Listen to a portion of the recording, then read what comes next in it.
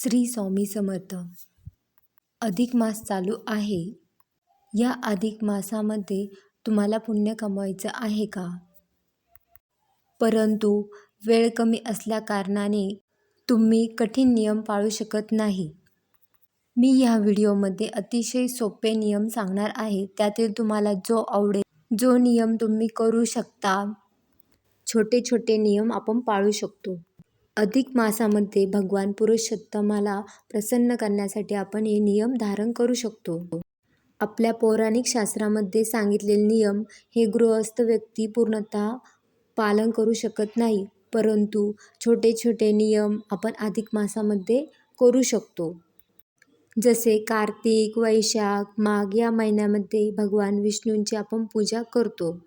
त्याचप्रमाणे अधिक मास हा भगवान विष्णूला समर्पित आहे. त्यामुळे छोटे छोटे नियम आपण पाळू शकतो.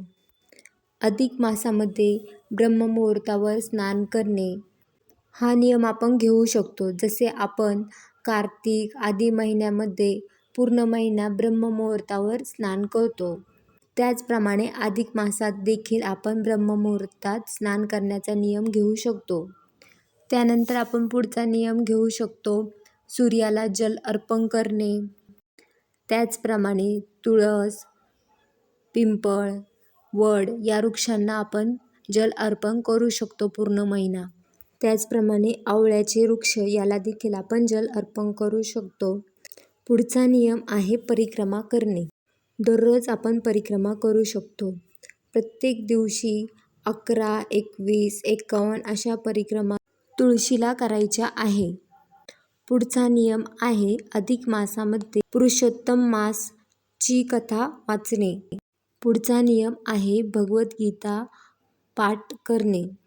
संकल्प करून रोज गीता पठण करणे किंवा एखादा धार्मिक ग्रंथ, स्तुती यांचे नियमित पठण करणे असा देखील संकल्प करू शकता.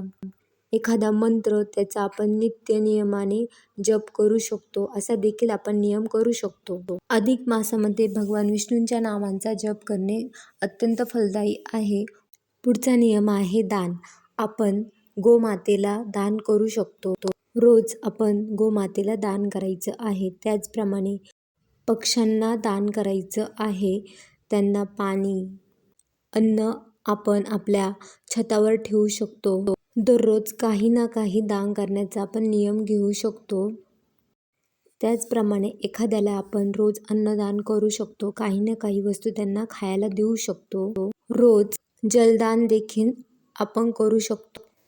रोज एखादी बॉटल पाणी आपण दान करू शकतो. त्याचप्रमाणे भगवान भोलेनाथाच्या मंदिरात जाऊन जल अर्पण करू शकतो, असा देखील आपण नियम करू शकतो.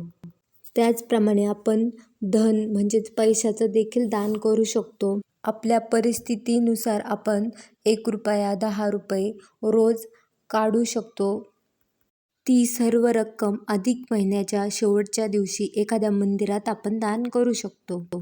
मंत्र, एखाद्या मंत्राची माळा आपण नियमित 1, 11 किंवा तुमच्या इच्छेनुसार तुम्ही त्या मंत्राची माळा करू शकता.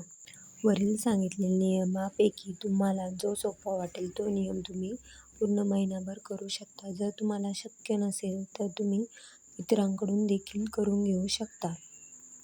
अधिक महिना संपल्यानंतर देखील तुम्ही हे नियम पाळू शकता. तुम्हाला हा व्हिडिओ आवडला असेल तर लाईक, शेअर, सबस्क्राईब करा आणि व्हिडिओ बघितल्याबद्दल धन्यवाद.